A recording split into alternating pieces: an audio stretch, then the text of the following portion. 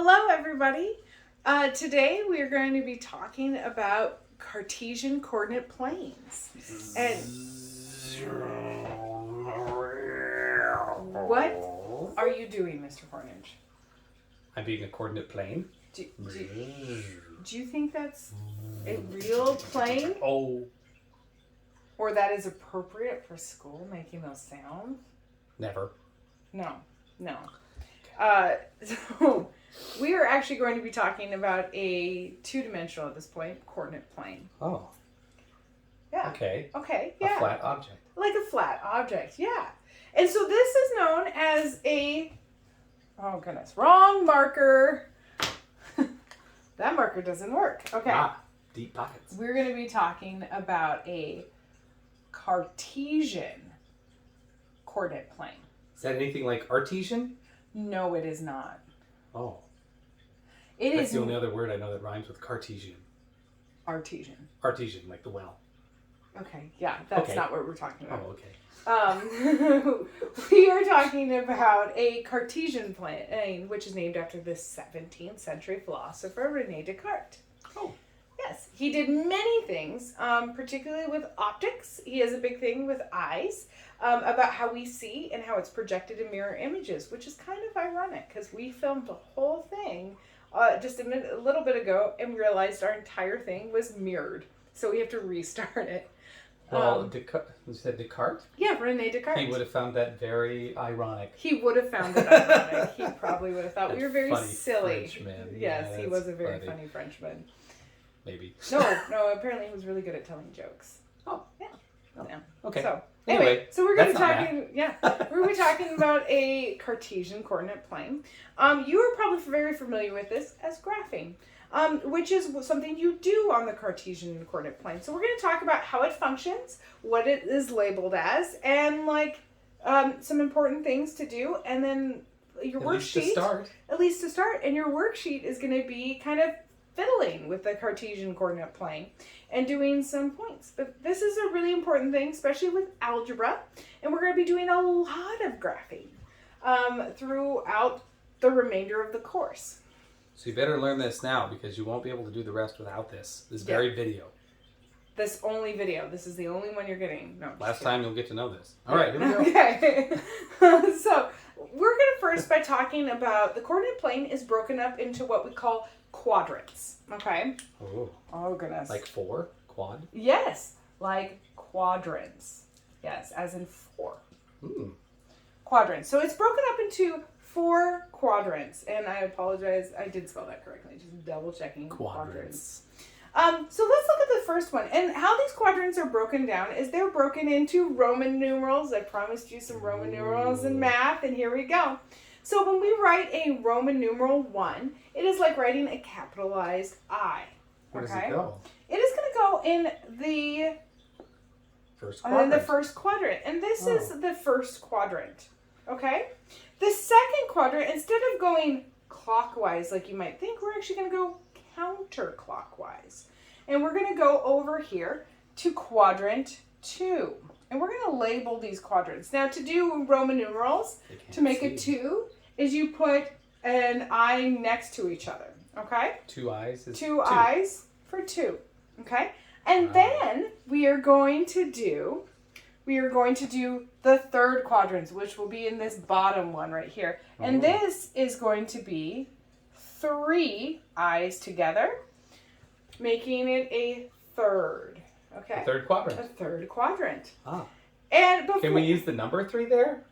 No, typically we use Roman numerals not to get confused because we might be using other numerals. We will be using other numerals within our thing. So it's really important to distinguish that these are quadrants. Sometimes these are written as Q2 or Q1 or Q3. Okay? I feel like we're missing one. There's an empty one down there. There is an empty one down there, and that's 4. And so we're going to learn quickly how to write a Roman numeral 4. So you have to know the Roman numeral 5, and that is a V. Now I'm writing all of these in all caps because these are titles. But that doesn't mean that Roman numerals you can write lower as well, but not in this case. So you do a V with a line over and a line over, and then what you're going to do is you're going to draw a I in front of that. In Roman numerals, the V means 5, and to say that you are going to subtract something, you're going to subtract 1 from it, equaling 4. So this is the Roman numeral for 4. Okay, and this is quadrant 4, or Q4, just to keep some symmetry. I'm sure for fun someday you'll go over Roman numerals, and I love if Roman they numerals. haven't already, but I love Roman numerals. I'll go over Roman lots numerals of anytime. X's and C's and L's and V's and I's and M's. And D's. D's. Yeah, a hundreds. few others, yeah. Yeah. And so this is the coordinate plane. Now, each one of these planes has a specific value, but first we need to know what the lines mean on each one as well as the center. Okay, so this first line that goes from over here, from left as I'm standing behind the coordinate plane. You're right. You're right. Right to all left. the way to the other side. This is known as the x-axis. Okay? X-axis. Yeah, and this is x, and then, oh, you're moving it, and I can't Sorry, write. I'm trying to remove glare. Let's try this again. X-axis. Okay? This is the x-axis, and it goes from one side to the other, or horizontally. Or it can go from this side to that side. Yes. Anything left to right, or right to left. Yes. So I'm going to write an X right there. Okay, now we have the y-axis, or the vertical one, from top to bottom. How high can you jump? You're vertical. You're vertical. There you go. And so this is our y-axis, okay? And I'm going to write y-axis. I'm going to do a little arrow right there. So this is the x-axis, and vertically is the y-axis. Now in the center, where the x and y meet, is called the origin. Okay? Origin. Okay? Like the original? Like the original. The spot in which the Cartesian planes come together with the x and y. Okay? Join us in Paris. At the origin. I don't know if Descartes would have said it. I don't know if he would have said that. He could have. He's dead. He won't be able to tell us now. True. But we have a lot of his work, so I don't think that's accurate. I would not quote Mr. Courtnidge on that. So, please quote me. Don't. Okay. Okay. So with each of these x and y axis, they also have a positive and a negative. Okay. So on, for me, left side behind the coordinate plane, okay, you're right. This is going to be our positive x. Now, after the origin, it's going to go into a negative x over here. Ooh. Okay? That is a really terrible negative x. That is a terrible negative x. It is hard to write when this is moving. Okay. So, this is a negative x. So, at the origin. 0 there. Yeah. So, if I was assuming that my origin is listed as 0, 0, it doesn't have to be 0, 0, but we're going to say for today, it's 0, 0 in the middle. That, moving on, is going to be our negative x. Now, we have up here on our y-axis, the top part of the coordinate plane from above the x-axis is going to be a positive y. Below the x-axis from the origin, below is going to be our negative y. Okay? Negative y. Now, each one of these coordinate planes, we can write points together. Okay? And so each point is always written as an x, comma, y. That's how we write these, whatever points we're going to do. It's always x comes first, comma, y. Okay? Oh. X, comma, y. What if it's in this plane? Well, that plane we'll get to in just a moment. But let's talk about coordinate 1. So coordinate 1 has a positive x and a positive y. So everything in this box right here is going to be positive x, positive y. Is it going to be our most visited box? Probably. Yes. Yes. Probably, it depends on what we're doing though. That's true. It does. Okay. But right now, probably going to be the one you're going to stay in the most. Okay. Now. The friendliest of boxes. I don't know about that, but we'll see. Okay. Most used. Most used box. Okay. So if we go over here to our coordinate 2, our coordinate 2 has a negative x and a positive y. So this is always going to be written as negative x, comma, y. So for if you coordinate have a 2. number that's a negative as the first number and a positive number as the second number, it would be in that quadrant. It would be in quadrant 2. Quadrant 2. Aye. So quadrant 3, however, we have a negative x and the lower half negative y. So that's a negative x, negative y. Okay? So quadrant 3 is always going to have a negative x, negative y. 2 negative numbers, quadrant 3. Quadrant I got 3, it. yeah. I got it. Okay, so over here in quadrant 4, what Mr. Courtnidge was asking, what about quadrant 4? Well, quadrant 4 has a positive x And a negative y. So it's always going to be x, comma, negative y. Now, Ms. Courtnidge, Yeah. is the x always in the front and the y is always second? X is always in the front and the y is always in... So if you see a number 3, negative 4, where would I find that? Okay, well, let's see. Okay, so Mr. Courtnidge is asking where 3, negative 4. Let's assume that all these tally marks or these hash marks are going to be 1. Okay? So I'm going to say 1, 2, 3. Okay? And you said what was your Negative 4. Negative 4. So, okay, so I'm going to Maybe let's do a negative 2 because it's going to get into our Q4. Okay, negative 2. So 1, 2. So at this point, I'm going to go down 2 for the y over 3. So I'm going to write this, and I don't think you'll be able to see that. Well, it is light. It is light. Let's see if I have another marker in these infinite pockets. That would help, not parkas. Okay, so this would be written as, this point would be written as positive 3, negative 2. Oh, so 3, negative 2, and there it is, right there. Yeah. So that would be in quadrant 4. Hopefully you guys are also saying 4, but my guess is you're probably not repeating this and looking at us like we are strange human beings, which is true. They're just staring at their lifeline on their hand and watching it shrink. Yeah, there you go.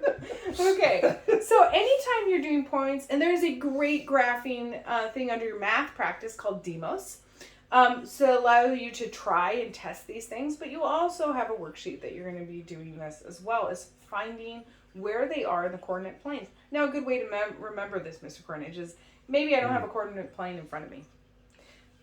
What am I going to do to how to remember which coordinate is where? Well, I don't know. I could use my body, okay? And I know you guys are all going to giggle, but I could use my body. How shameful. and do this. So if I wanted to think of y being vertically. If I'm looking at the coordinate plane. If you're looking at the coordinate plane. Okay. Sorry.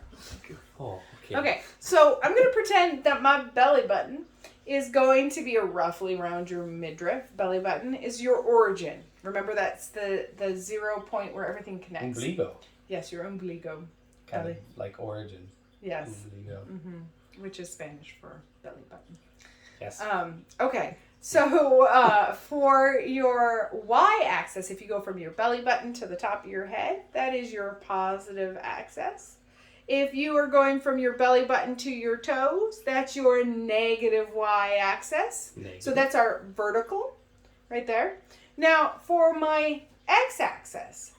If I'm staring at it, my right arm is x, right? Yeah, I believe that's what we're saying. If I am myself a coordinate plane, though. You're a coordinate plane. My left hand. My right hand.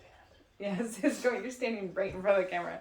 I'm standing in front of the coordinate plane. Yes, I get that. Okay, so my left hand is going to be, if I'm the coordinate plane, my left hand is going to be my positive x.